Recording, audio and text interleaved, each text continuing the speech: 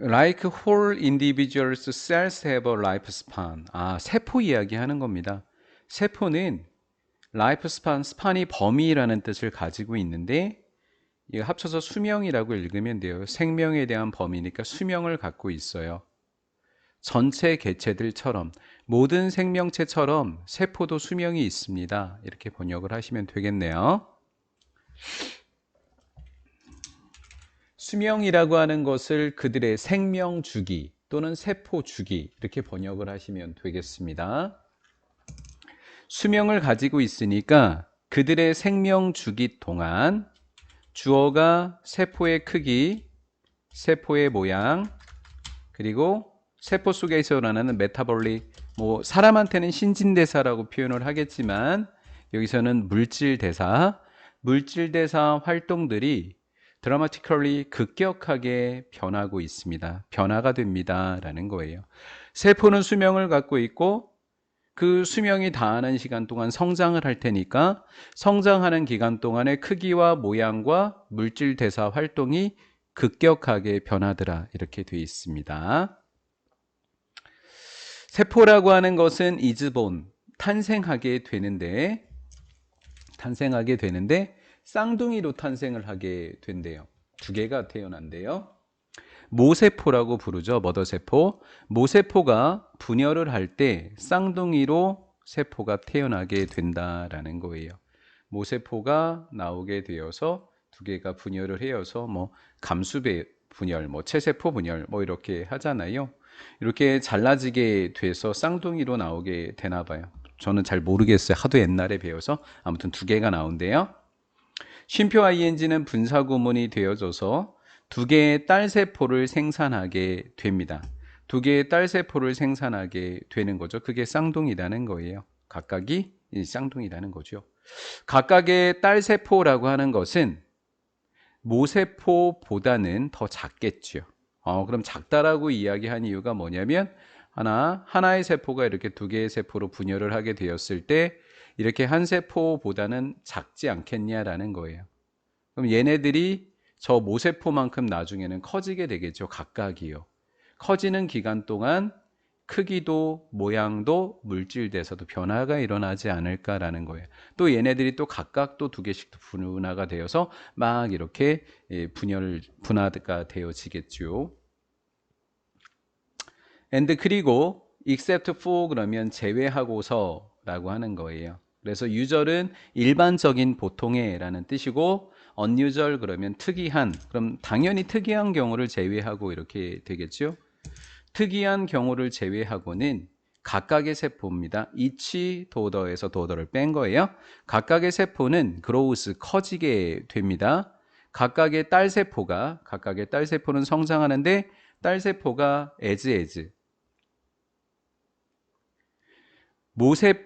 모세포만큼 크게 될 때까지 각각 커지게 된다. 맞네요.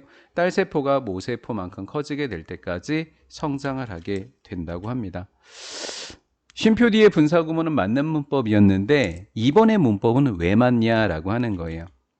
그러면 우리가 as라고 하는 거를 사이에서 it becomes large라고 하는 문장과 the mother cell large라고 하는 문장이 비교를 해봤더니 이 라지와 이 라지, 머더세포, 모세포가 크다, 딸세포도 크다 해서 라지가 동일하더라는 거예요.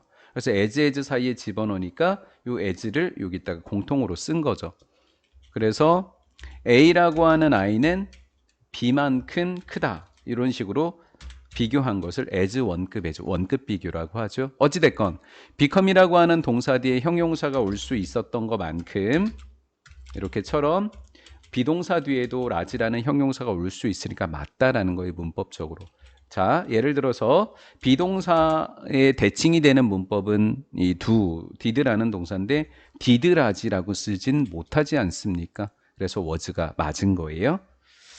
모세포만큼 딸세포 하나가 커지게 될 때까지 각각의 딸세포는 커지게 되는데 이 시간 동안, 즉 딸세포가 모세포만큼 성장하는 동안 그 세포, 딸세포가 되는 거예요. 딸세포는 물도, 수분도, 설탕도, 그리고 아미노산도 또 다른 영양소들을 흡수하게 됩니다. 그러면 1번 동사 and 2번 동사가 병렬이죠. 그러면 딸세포는 이런 것들도 흡수를 하고 그 다음 흡수한 그것들을 얘네들을 조합하게 됩니다. 어디에다 종합하게 되냐면 새롭지만 살아있는 원형질로 조합하게 됩니다. 생명을 배운 지 너무 오래돼서 제가 원형질이 뭔지 까먹었으니까 이렇대요. 넘어갈게요. 애부터 각각의 딸세포가 그런 적절한 크기만큼 자란 후에 적절한 크기라고 하는 것은 이 이야기 아닐까요? 그렇죠? 딸세포가 모세포만큼 비슷하게 커진다고 했으니까 적절한 크기는 저걸 의미하는 것 같아요. 여기까지 성장한 후에 그 딸세포의 물질 대사가 변화가 되겠죠. 다 컸으니까. 이제 다 성장했으니까 물질 대사가 변하겠죠. as는 뭐 하면서 커버린 딸세포가 either or 이렇게 됩니다. 그래서 A in prepares와 matures와 그리고 differentiates가 병렬 구조가 된 겁니다. 다 커버린 딸세포는요. 분열할 것을 준비하고요. 분열할 것을 준비하고 그 다음 성숙해지고요. 그 다음 분화된 세포로 분화됩니다. 분화된 세포로 또 분열하게 됩니다. 이렇게 번역하시면 되겠네요. 분화된 세포로 분화된다 또는 분화된 세포로 분열하게 됩니다. 그럼 분화된 세포로 분열할 때 역시 두 개의 딸세포가 생기겠네요. 각각이요. 그럼 총 4개가 생기겠죠. 그 다음 성장과 발달 둘 다 이렇게 됐어요. 딸세포가 모세포로 변화할 때 커져나갈 때 성장과 발달이라고 하는 것은 필요로 하는데 복잡하고 역동적인 상호작용을 필요로 하게 됩니다. 이렇게 됐어요. 그러면 크기도 어디 있지? 크기. 크기와 모양과 물질 대사가 다 바뀌게 되니까 성장과 발달이라고 하는 것은 복잡하면서도 역동적인 상호작용을 필요로 하게 되겠다라는 거예요. 그 딸세포에 있는 모든 부분들을 포함하는 상호작용이 필요하다라는 거예요. 모든 세포 부분들을 포함하는 상호작용이 필요하다라는 거예요. 딸세포의 모든 부분을 포함하는 상호작용이 일어난다라는 거지요. 왓과 대의 공통점은 명사절을 이끌어요. 것으로 해석이 되기 때문에 명사절을 이끌게 되지요. 그래서 왓 뒤에는 불완전한 문장이 오게 되겠고 대 뒤에는 완전한 문장이 오게 되는 특징을 갖고 있어서 물질대사 그리고 구조라고 하는 것과 그리고 동사가 있고 형용사가 있네요. 주어, 동사, 형용사. 완전한 문장이니까 접속사 대시 정답이 되겠지요. 완전한 문장이니까. 그래서 수능치고는 조금 쉬운 평이한 문법 문제가 출제가 되었어요. 이렇게요. 수능치고는 좀 쉽게 냈죠. 세포의 물질 대사와 그리고 구조라고 하는 것이 복잡해야 한다는 것은 다시 딸세포의 물질 대사와 딸세포의 구조가 복잡해야 한다는 것은 놀라운 일이 아닙니다. 놀랍지 않죠. 왜? 세포는 복잡하니까. 그렇죠? 세포는 복잡하니까.